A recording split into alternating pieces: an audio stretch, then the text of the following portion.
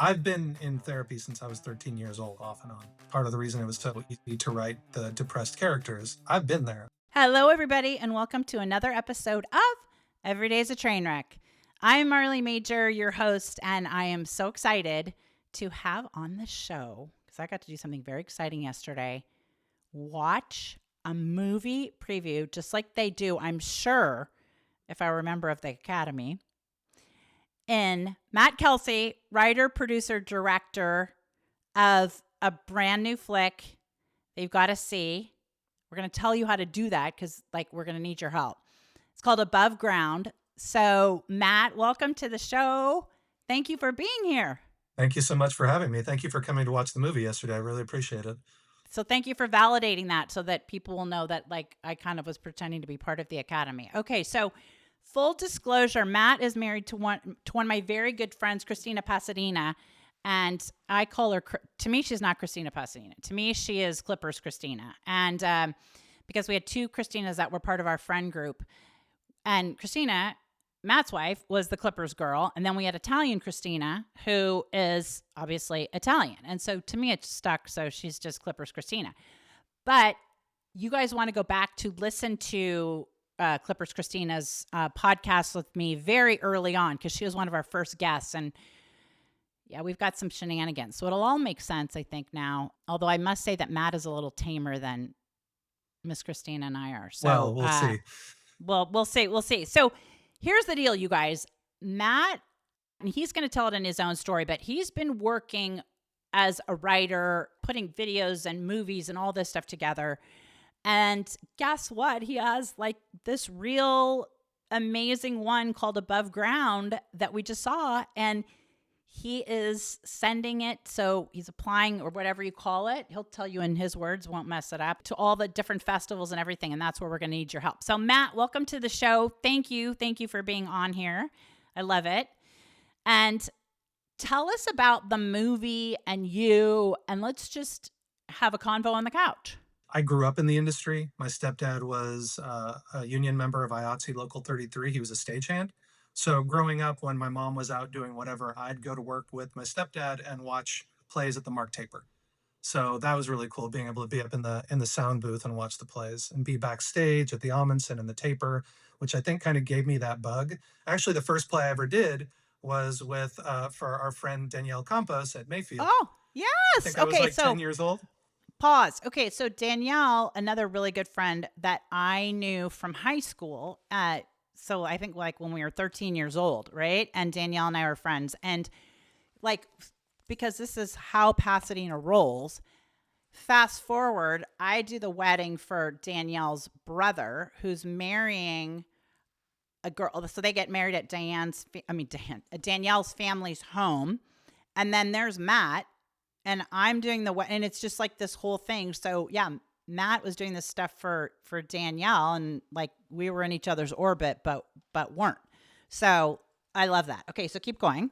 So I think that kind of gave me the bug for the acting side of things early on. And then I did drama through high school, didn't know what I wanted to do in my life, and went to drama school in London, which was obviously an amazing experience. And then when I came home, I worked post-production for my mom. My mom had a production company. I worked pre-production for her. I worked for Local 33. I did commercials. I did PSAs. I did all that good stuff. And then when I was about, 35, I think, I stepped away from everything because my then wife was diagnosed with cancer, and kind of everything else had been pulled and very close to death. And then it was a year recovery. And then we had a child, and I kind of losing myself and losing a lot of stuff about me, being a stay-at-home dad and all that. And then when I was about 40, I want to say, I went back to London for a reunion and remembered all the stuff that I wanted to do, remembered how I liked being creative and I liked writing and I liked acting. And I started writing scripts again. And thanks to our mutual friend, Joe Cornett, I started Yes. writing those scripts and those screenplays to different festivals and started winning awards. And I was getting a little antsy and I wanted to do something. And I had a short film that I'd been holding on to for a long time. And I said to Christina Pasadena, I'm going to call her that because that's what my daughter and all her friends call her. I said, I want to do something. And she was like, do that short film that you've been talking about for a long time. And I had a friend in the industry who convinced me that the script I had for the short film was not a good script.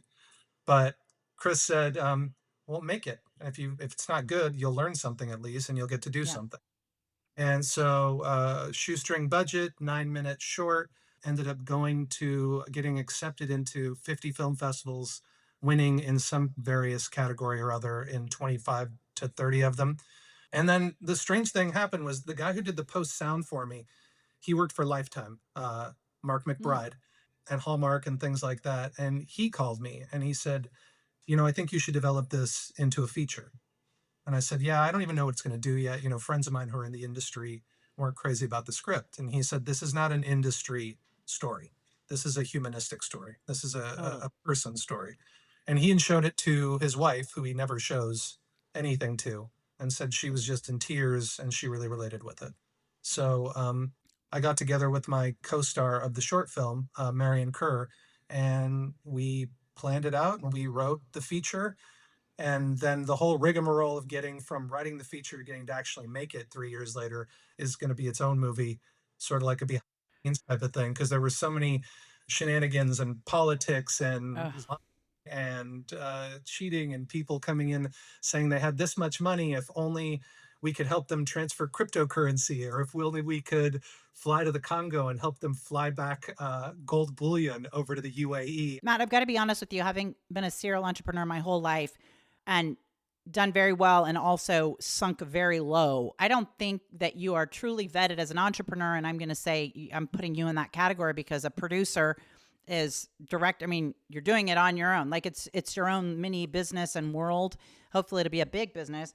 But I don't think you're vetted in the world until somebody from the Congo or Zambia or whatever is trying to get you to fly them, wire them, until you've had a lot of like, please wire me the cash or wire me in Home Depot gift certificates or something. I don't think you've arrived. So I think we can officially establish now you have arrived. Thank you. Oh, good. Yeah, And good. then I'll just place that mark there and then jump in and keep going. So after years and years of this one in particular investor saying they were going to come through with the money, about, I want to say, a year ago, she came in and said she could come in for half the cost, for half the price. My stepfather very graciously stepped in and said, I'll do the other half because I really want to see this movie. I really want to see it made. I like the short. He had read the script. He loved it. And he was like, I really want to see this done. So I'll come in with the other half of the money. Well, it turns out that initial investor dropped out yet again. And stepfather said, if you can make it for this much money, you can do it. So, I got down and I cut some scenes and I met with my unit production manager and we crunched the numbers, skeleton crew, 10 days. And yeah, we started moving forward. And luckily I got a lot of really talented people who believed in the script behind me and around me, because, we didn't, no one did it for free, but no one Right. also got rich. So, first and foremost was the fact that I had Marion on my side, and she's amazing and awesome and smart, and knows how to work with me, not for me, but work with me and make me better at what I do. And then luckily I was working or planning a different project with a very talented director of photography named Charles Schneer. And I reached out to him and I said, this is way below your pay grade. You probably want nothing to do with it, but I've got this But script I need to I'm going to shoot ask in anyway. this much time. And I sent him the short and he loved the short. And I sent him the script and he said, call me tomorrow. And I called him the next day at noon and he said, call me back in 10 minutes. And I did. And he said, sorry, I was making the shot list. I said, "Oh, so you're in?" I mean, and he'd worked on Lebowski and Master and Commander and Captain America: Winter Soldier and American Horror Story and all kinds of stuff. So he was he and I just got along really well. And the DP and the director have to have a really close relationship as far Okay, as the say look of this. the You've got to like tell us the acronyms because we're both in LA. director of We're okay. So director of DP is photography. director of DP. photography. Got it. Correct. And we met, I think, want to say for 8 weeks, all the time, going through shot by shot by shot. He was amazing. He's a professor at SC Film School. Oh, So, cool. Now wait a as my, second. When yeah, you say you met for because I want people who don't know anything about this industry but yet are fascinated to when you say you met for 8 weeks shot by shot, do you mean you had already filmed it and then you're going, or do you mean 8 weeks planning. Yeah, we're planning the planning. shots? Yeah, Okay. yeah, because we knew. when I originally talked to him, he said, I'm planning the shots. And I said, okay, well, you have 10 days. And he said, I can Got do it. it. And I said, well, no, we have 10. And he said, I can do it in 15. And I said, we have 10. And if that's a deal breaker, and he just said, no, it's not a deal breaker. We just have to plan this out really well and Got have a it. crew So move. enter Yeah. Stephen Covey, spend 1 minute planning, and you save 4 minutes. So this guy was like, and isn't it? The reason I'm bringing this up also is because it's a great lesson for business too, right? Like you had a finite amount of money. That amount of money, that budget determined you have X number of shooting days, 10. Why did the budget determine how many shooting days? So for people who don't understand what goes into this, I think because so many people see like, oh, this film with Tom Cruise cost XYZ gazillion dollars to make. Like what goes into your 10 days of shooting? Like break it down for people because they don't like give us the ABCs of a shooting budget. You have your overhead. And when you're on set, your overhead is your location rental, feeding your crew, your how many people you have on crew. You have your electric department, you have your gaff department, you have your camera department, you have your sound department, you have your art direction department, you have your wardrobe department, you have hair, you have makeup, and they're all making their daily wage, and you're also feeding them all. And you're renting things. You're most of the time you're getting a honey wagon, which is the toilets to rent out front of the location that you're renting to shoot in.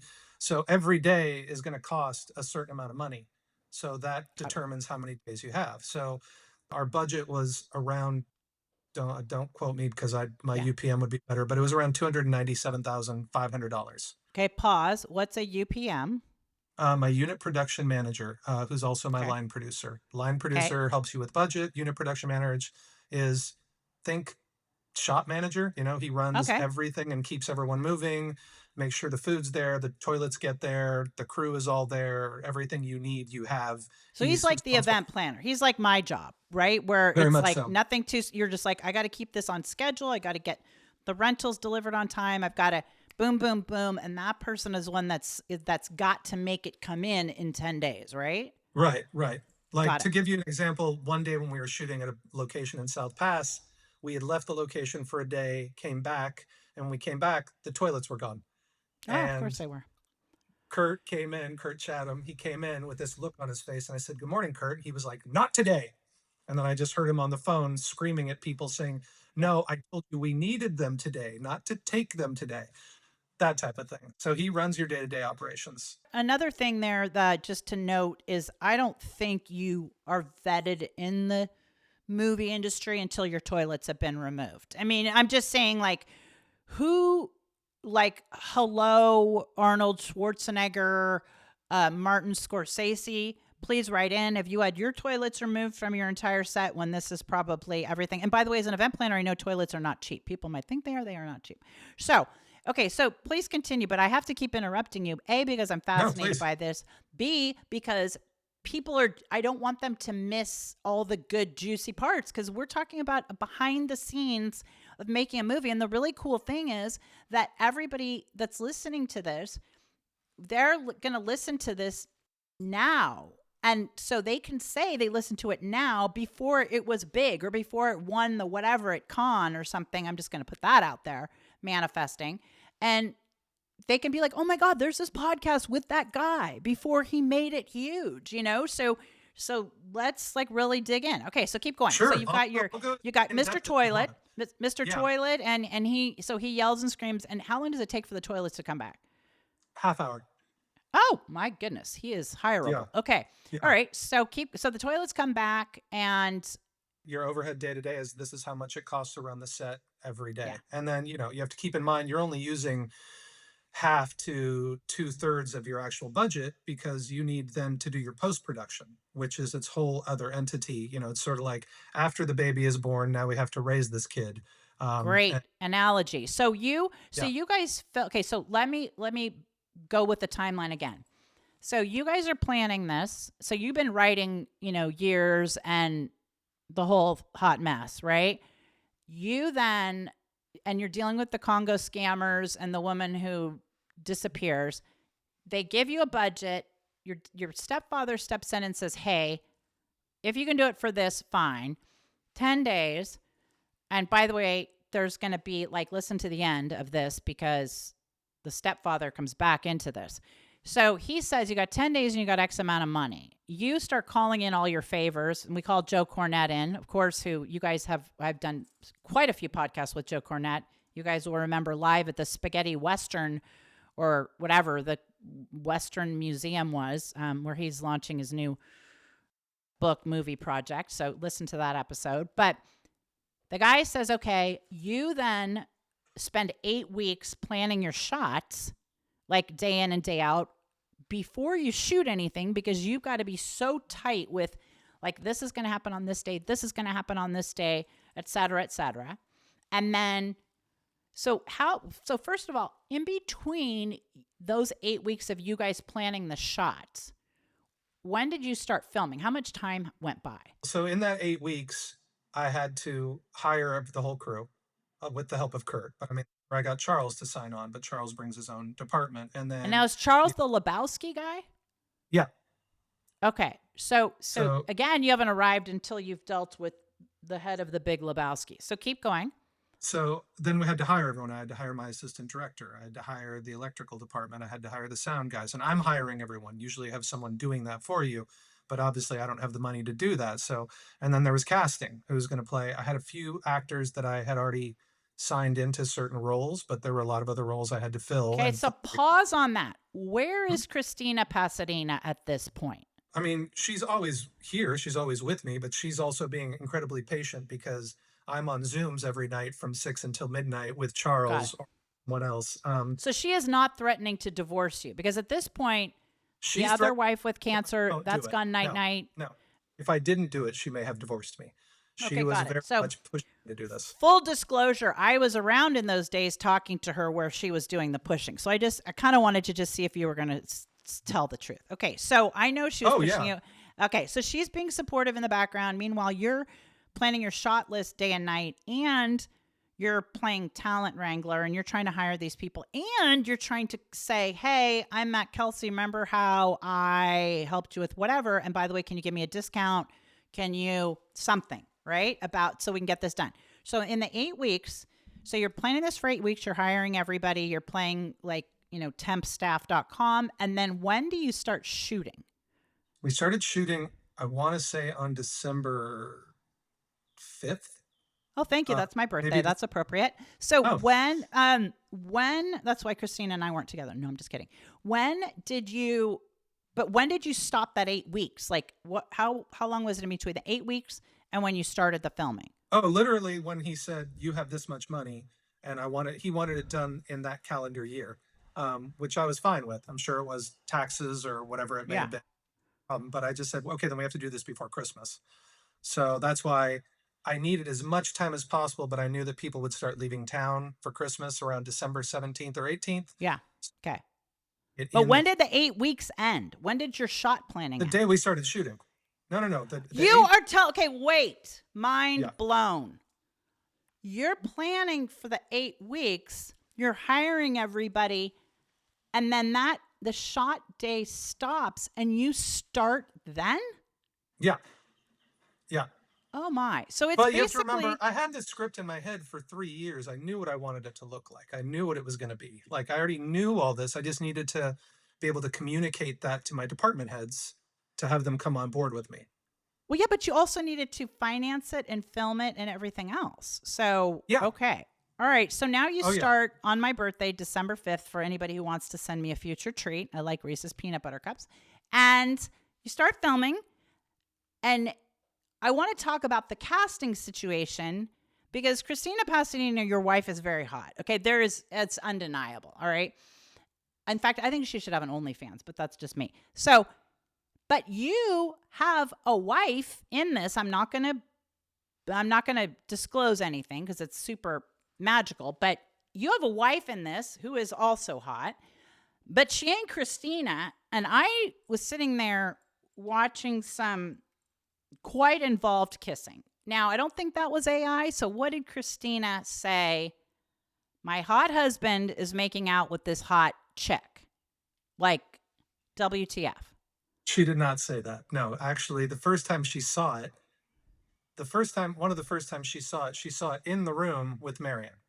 They were Okay, sitting on the Marion couch being together. the hot chick Yeah, who the one who was plays my making wife. out with Christina's husband. So you guys effectively, let's be true, you're having a threesome, right? I mean, Marion's in the room, Christina Pasadina's in the room, you're in the room, Christina's watching you make out with Marion. Is Marion uncomfortable, or is she just kind of like, listen, bitch, I did this at a discount? They've known each other for a long time. Okay. They get along and respect each other really well. Chris knows Okay. that this is a job and an art. And honestly, the one of the biggest compliments that Christina Pasadena paid me was when it was over. She Yeah. said, "You were so good in that role. I forgot it was you, and it didn't even bother me watching you kiss another woman." Okay, well, I'm going to call her after this and see if that's really true. And then I'm going to have her back on because I'm not so sure. That sounds like a lot of women baloney. But now, did you kiss Marion? Did you have to practice kissing Marion? Did you just lay one on her? Did you? No, we had a practice only because it wasn't like a long drawn out thing or anything like that. It was just I had just watched the movie. So while I'm doing this whole process, I'm Yeah. watching all my movies that are my influences on this movie. Okay. And I What forget are the some of them? well, the I mean, Swingers, Clerks, Rocky, Goodwill Hunting, High Mm. Fidelity.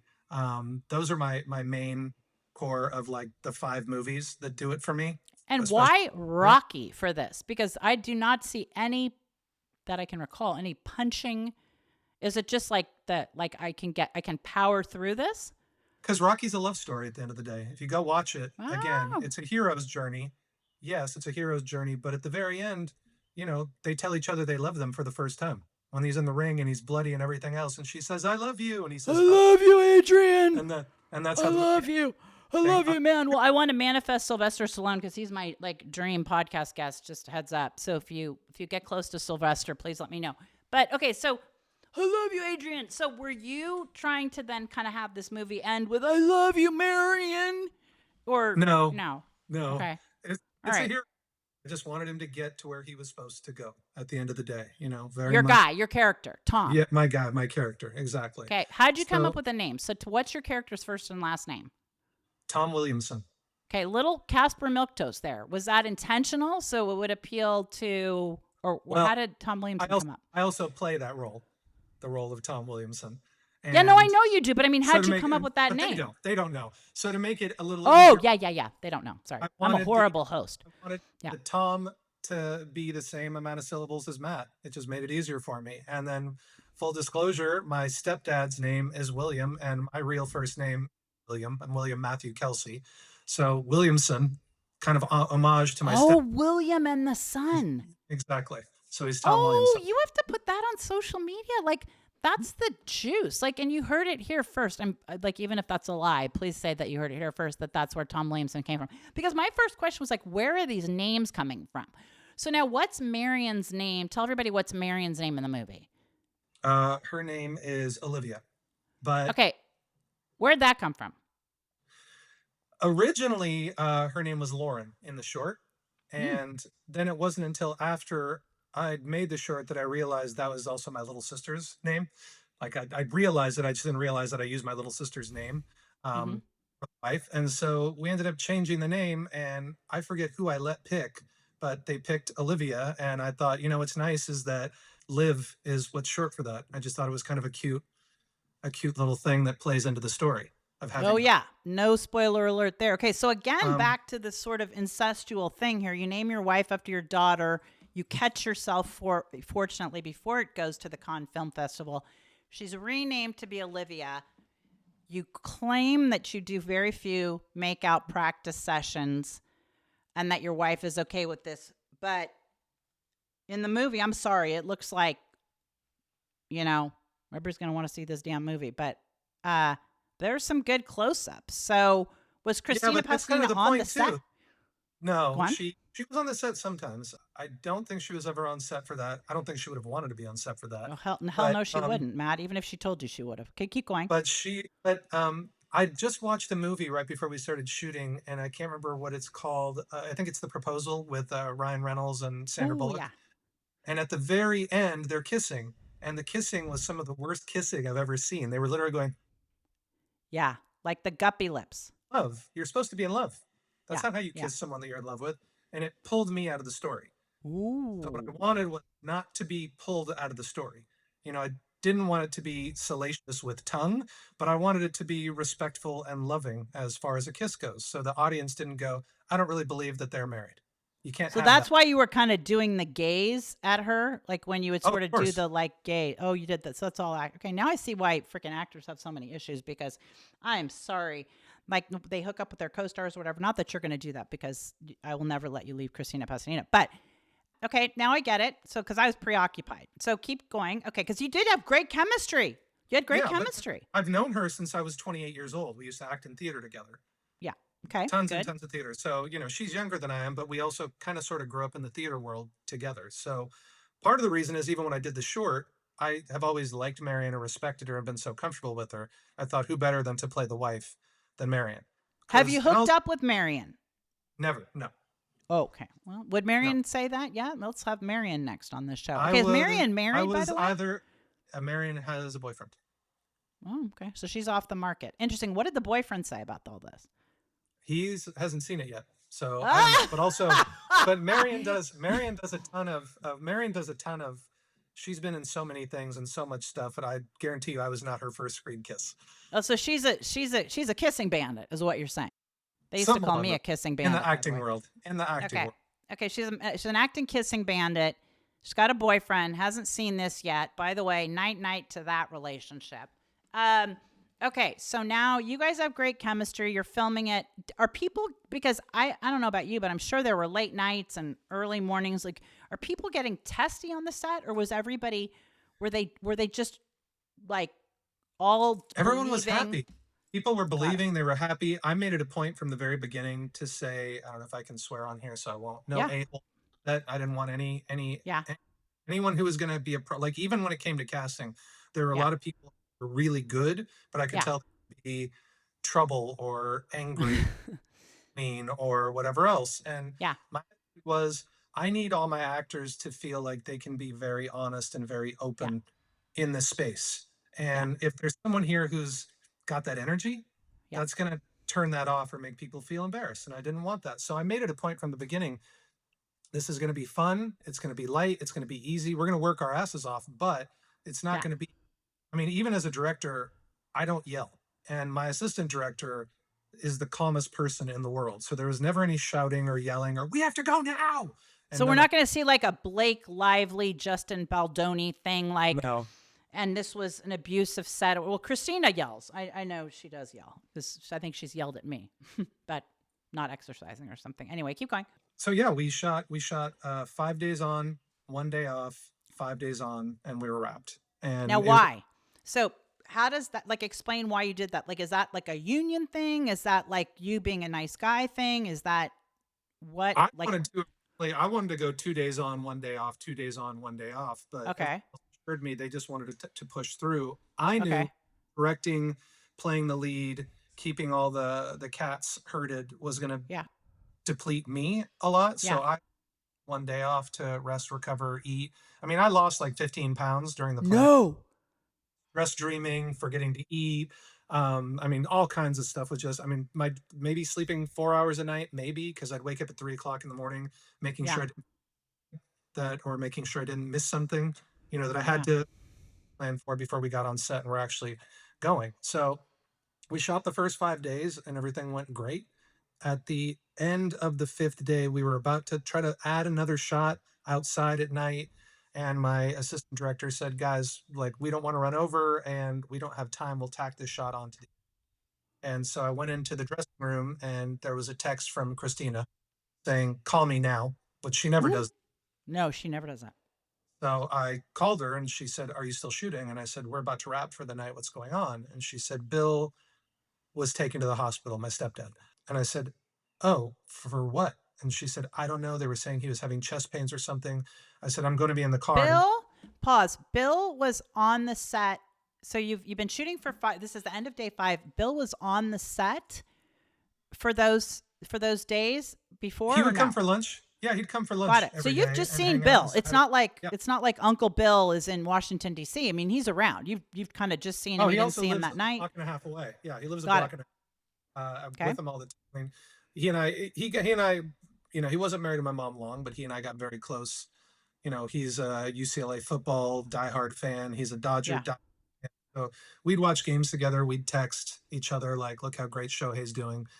So, And but fortunately, long enough to write a big check. I mean, he is a great guy, and we're going to get into that. But it was okay. very, very, very generous of him and very, very sweet of him. Yeah, to do that, to believe in me enough to do that. Okay. Um, So Christina Pasadena says 911. You find out about this, and now what do you do? I get into the car and I call her and I say, "What's going on?" And she's crying and she says, "He's gone. We're at the Huntington. You need to come to the Huntington." He was Yeah, gone? But, yeah. By the time the ambulance got there, he was gone. They tried to resuscitate him. He was 85. oh, He had lived a that's a great long life. He was a big guy, a little bit bigger than me. He was a big guy, ooh, and you're a big jovial, boy. sweetest man in the world. Very gentle, very kind. Loved the kids, loved his own kids, loved us like his kids, loved the grandkids. Wow. Do anything for him. So went to the hospital and there was his body, and had a huge breakdown because I couldn't believe he was gone. Oh And my gosh. his son was there, and I said to his son, who I also get along with really well, his son Mike, and I said, out of respect, if you guys want me to, I can put a pause on production, or I can even shut it down until after the new year if you want. And Mike said, my dad say if he were here, and I said he'd say, get on with it. Yeah. So he wanted you to do this, so go finish it. And honestly, as sad as it was, because believe me, it was. I you don't have to convince me. I don't even know how you were getting out of bed. Okay, keep going. We went back to set and we made an announcement to the crew and everybody that he'd passed away, and they'd all known him because they'd all spent every lunch with him, and everyone really loved him. And I think that galvanized everyone. If people were tired or Mm. were getting fed up, I think the fact that it was his money and we were doing it for him kind of galvanized everyone and gave it a totally different feel. Well, let's Just face it. How do you the guy die? How do you quit on the guy who just died? Who just said, "Hey, here's the big check."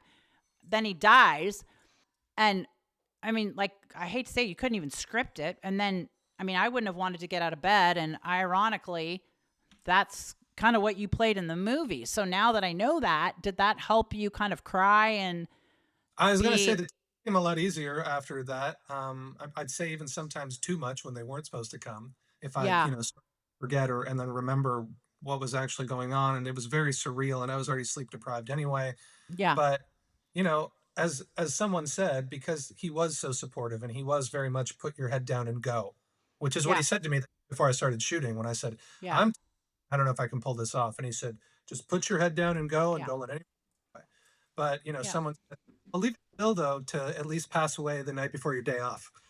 Yeah, well, that was Uh, not lost on me, and I didn't want to be the one to say it, so thank you for saying it. And yeah, because in this movie, and this kind of goes to a topic that is, to me, not talked about enough, is mental health and mental health awareness month or whatever, as Christina Pasadena so aptly told us is coming up. And this movie opens with you struggling, right? yeah, I mean, you're really struggling, and yeah. you're in. I mean, the equivalent of, well, not the equivalent. You're in the robe and the bad T-shirt and the, like. I remember, actually, you know what? Let's relate this to Christina Pasadena. I remember a time when, way back in the day, when yours truly wasn't having such a great life, and had the T-shirt on, and Christina's around, consoling me, and one of my friends said, and it was like one of those old T-shirts like you've got in the movie. It was, and one of my friends said, like, if you're gonna continue to eat the pints of Ben and Jerry's, like, could you at least change your T-shirt so we don't see the different flavors of the week? Okay, so when I saw you in those different T-shirts, I could totally relate, because you're just like, I don't give two freaking hoots. And when you're in a bad spot, and here you literally were in I mean, you're filming, you're a guy who is down and out. His friend comes to the door. I'm not ruining anything, but you had friends in this movie who are like, dude, you've got to get it together. And I think that's a really fine line, right? With grief, and even grief of like a relationship, because it's that fine line of You want to encourage the person. And this happens in the movie, right? Like they're encouraging you, but they're constantly the cast or your friends in the movie are constantly going back and forth about like, are we pushing him too hard? You know, so where do you think that line is?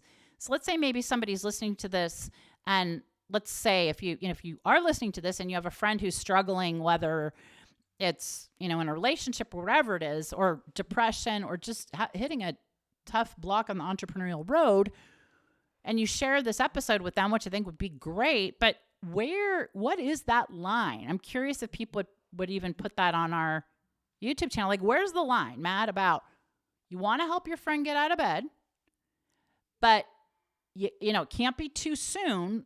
But then again, a month of Ben and Jerry's isn't good for anybody. So what do you say after you finish filming? Like, I think that what it comes down to, I mean, look,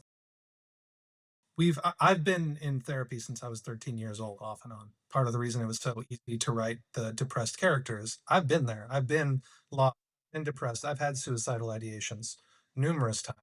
that makes a lot of sense, you guys, because when you watch this film, you're going to get it. You're going to, because it is freaking believable. I mean, you are like, I don't know if you use the onion salt or whatever it is used to cry, but I mean, you're crying and I'm just kind of like, wow, is the guy all right? Like if you weren't sitting right behind me, I would have kind of maybe done like can we do a mental health check? And at one point, if it's a spoiler that we can cut it out, but at one point you're basically put on a 72-hour hold, right? Like a 5150. Yeah, 5150. Yeah, So, definitely. and your friends got you into the 5150, and how did you know how to play the guy on the 5150 hold? Like, was it something that you were always afraid of yourself about getting too close to that line, or?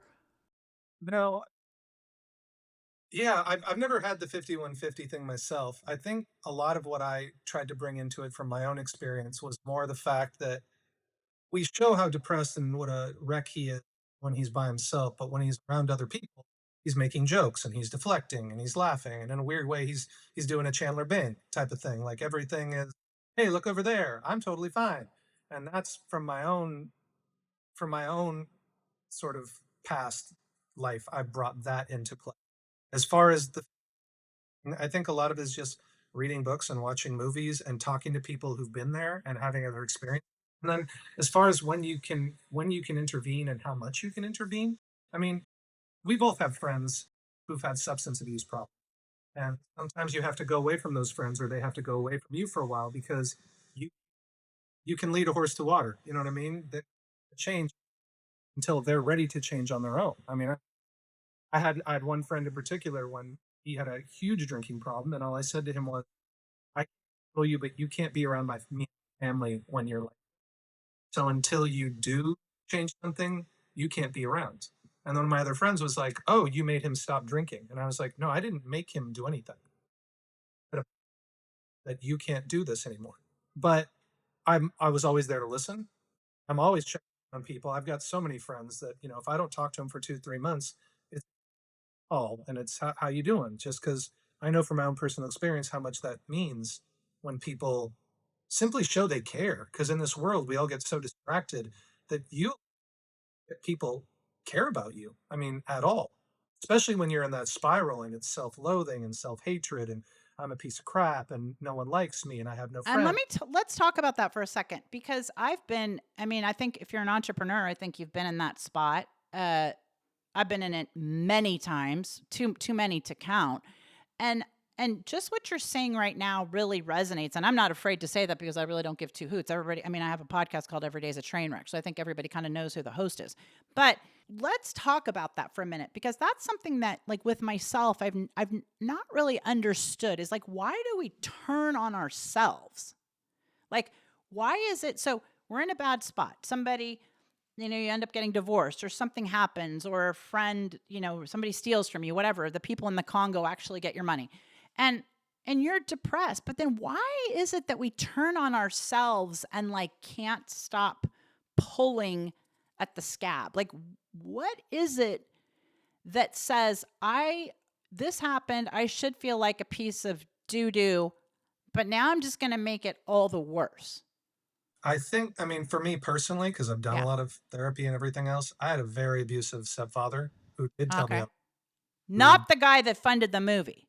not the guy, no, no, no, So no. you But, basically had a strikeout with one stepfather and a home run oh, I with the had other. a father who abandoned me, and then a stepfather who was abusive, and then I had a great stepfather at the end. But, for Okay, well, this me, is a lot more than I've ever gotten from you at the Chop House. So I'd like to say, who knew? And okay, this is great. Okay, I'm not great, but now I get it because your character is so believable. And that's part of why I want to keep talking about it because if you have been depressed or if you've had a tough time or you've gone through something, or by the way, if you're watching one of your friends go through something, what Matt is saying is so important about people checking on you. And then it's like the guy, who was it? I think he was just in Pawn Stars, or I don't know, one of or Storage Wars, and he committed suicide. And somebody's yeah, like, I just saw him. He was just smiling with a fan.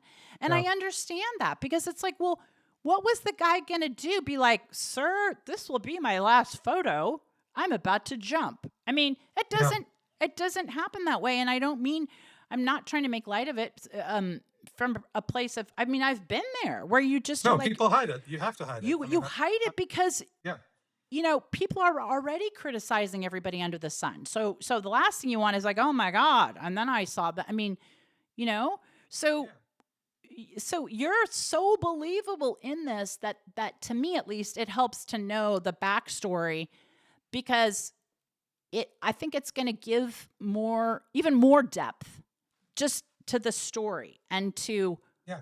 like why at this time, why so many things. And I think people are going to be able to recognize themselves in it. And at the end of the day, this too shall pass. But Absolutely. That's the big part. I mean, yep, for me, it's, my real father left. So obviously I'm not good enough.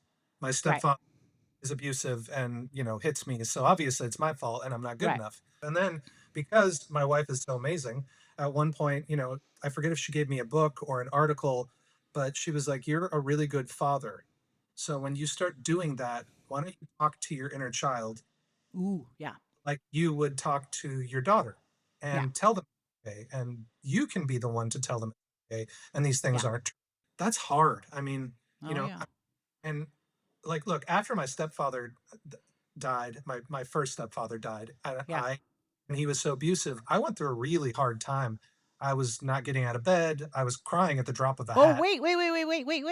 The guy who was abusing you, you went through a hard time after he died. You didn't kill him. I Yeah, mean, you so weren't in no, jail, no, right? no. So my aunt is a therapist, and Right. she called me randomly, and when I told her, ever since he passed away, I'm having these weird, and she said, I want you to think about the abuser as like the monster, and your inner child hiding in the cave, and then when Okay. the and you come out of the cave, you have to deal with all the crap that you've been hiding from, and so it all just kind of comes out.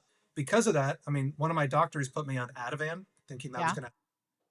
I'd never taken Ativan, and Right. at one was sitting in the bathroom and on the floor, home alone, with all the Ativan, thinking I could just take all this, and then all this goes away, and I can be done. And then for some reason, the thought in my head said, "I wonder what the side effects of Ativan are." And I pulled out my phone and I Googled side effects of Ativan, and it said mood swings and suicidal ideation. So that, and I immediately was like, well, I'm done with Ativan because I love my wife and I love my child too much to, Yeah. as much as it would make me feel better, hurt everyone else. And I can't leave that behind. So, I mean, at the end of And pause on that. There's a scene in the movie or a couple scenes where you're kind of like you're opening that bottle of pills. Like so did you kind of harken back to that yeah, when you were so you're sort of so no wonder it felt so believable because you're basically replaying scenes from your own life and pouring all this into this movie, right? yeah. And at the end of the day, too, like even with some of the younger actors in the thing when they had a hard time getting there, going there, I had the best drama teacher. She was an older British woman, and I was taking a part I was doing very seriously. And she pulled me aside and said, acting is just playing make believe really hard. So yeah, as far as the mental health thing goes, like I just want people to remember that there are people out there who love you. They'll miss you no Yeah. matter what, you'll be missed. Well, have you ever had anybody like seen the after effects of somebody committed suicide and everybody goes, "Thank God"? I mean, no, they all are like, "Oh my gosh, I should have called. The last time I talked to them, they seemed down." Blah blah blah. And as I say, having being someone who's been there, I think we're saying the same thing, which is just shoot a text. I mean, sometimes when I have a friend who's going through a really hard time and I know they're not going to, I'll even put no need to respond. Just know I'm here, I'm on the other end. When you feel like I'm here and I'm still thinking about you, because they say like when somebody dies after the funeral, it's like the person, the loved ones that are left behind are, it's okay right after, right? Because, or, during all that, because you got people around and you're busy. But to me, when the music stops, right? Like when everybody goes back from being out of town and then you're just the widow or widower, or and you're by yourself, and then it comes in at night. I don't know if that happens to you, but to me, I can distract myself a lot during the day. And then when it's night and you kind of close your eyes is when you ain't got nobody else, right? Even if somebody's like, you can be alone in the crowd or alone in the bed. I mean, somebody can be right next to you, but it doesn't matter.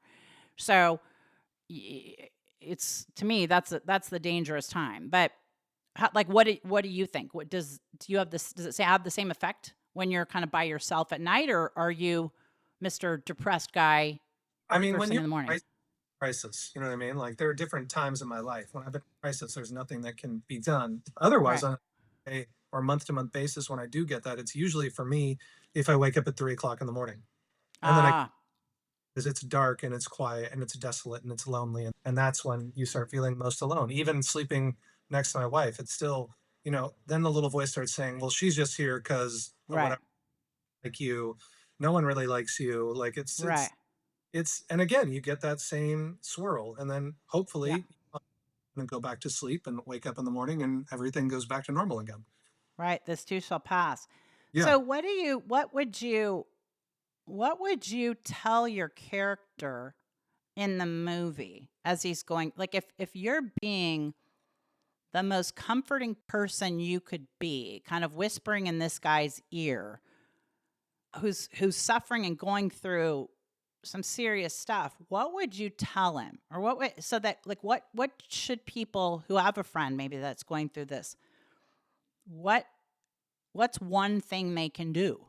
I think all you can do is listen and be there and maybe encourage them to get out like they're trying to do, get out of the house. And I don't know, for me, from my past, I've always found that helping is really, Yeah. really being of service, being Yeah. generous, volunteering somewhere, even if it for me it was like helping at the kids' school and doing lunches or people happy, in a weird way, generosity is kind of selfish because you end up Oh, feeling yeah, no, I get it. Because out you're of right, because you forget about yourself, and you are, and I think that's so crucial. Like, I can't like underscore this enough, is the component of just having somebody help you get out of the house. Even if you don't go out to dinner, but even if they're just like, let's just take a 10-minute walk around the block, right? Because we know there's plenty of data out there about the blue sky and the air, and just, touching ground or doing it barefoot and just getting out of your own head. Because to me, I think when that, like, tornado goes in your head, it just keeps picking up steam. yeah, and it's also, because Christina used to do it to me if I'd start getting depressed, Yeah. something was a crisis or something was wrong. It was, come on, we're going to the arroyo, and we go down to the Yeah. arroyo and just Yeah. get out and stop Yeah. thinking. The other one Get for out me, of the house and get out of your head. yeah, and the other one for me is, I mean, I work out almost every day, and people are like, oh, you like to be in shape, and I'm like, no, I go crazy if I don't work out. Yeah. I need to Yeah. get the energy out of me. I need to get myself almost to the point where I'm tired. I need Yeah. to myself hard enough where the hardest thing I did today is what I did to myself. Yep. Because I don't freak out if the guy at Trader Joe's steals my parking spot. But there's nothing that you can do to me that is going to be any worse than what I already did to myself today. That's kind of what I like to do to get in on my day to day basis. I had a long time between high school and college where after athletics are done, Yeah.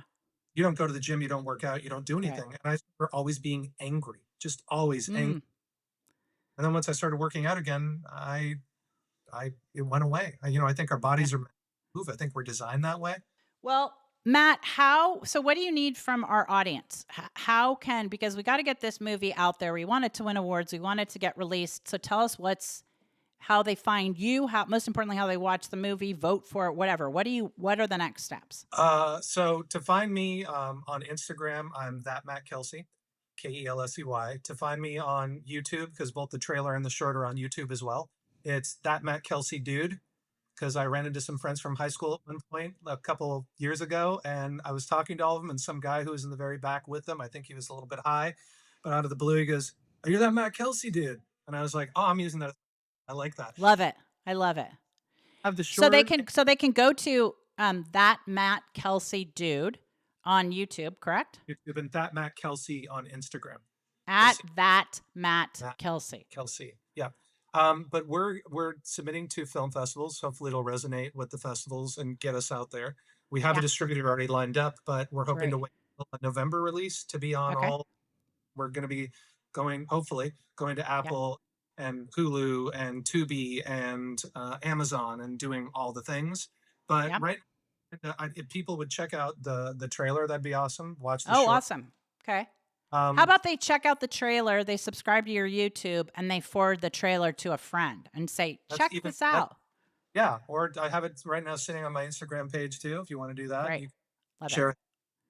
The trailer's only like an hour and 15, but I think it gives a really good flavor for what the Oh, movie is. Spoilers. And yeah, for now, hopefully this one does well enough that we have a different financier who wants to come in and do the second one. well, the Because first one has passed, so that would be really good. We do need a different one. In fact, you dedicate the movie to him, right? yeah, yeah, at the very And yeah. yeah, at the very end. And I cannot thank. I mean, I can't believe how the time has flown by. But I cannot thank you enough for jumping on this, especially so soon after we watched it. And I hope everybody enjoys it as much as I did. And shout out to the Joe Cornette. What do you call it? Cameo. Shout out to Christina Pasadena. And No doubt what about else? that's I think everything. Yeah, just hopefully find myself back on here again around October, November to push this again before we release. But Consider it done, sir. Consider it done. yeah, Let's just have you do a good job of promoting this podcast. So, on that note, everybody, if you have not already liked and subscribed, please do that so we can have more cool people like Matt Kelsey on. I am Marley Majcher. This is Every Day's a Train Wreck. You can find me on Instagram at the Party Goddess. And as I say, check out our YouTube channel, which is at the Prophet Goddess, because you will see this full interview as well, so you can see all the video, not just the audio. Okay, Matt, I can't thank you enough. Thanks for thank being you. on here, and Appreciate thanks for your agent, Christina Pasadena, for pushing it, huh? it. Exactly. I love it. Okay, thanks, Matt. Bye, everybody. Thank See you. you next All right. week.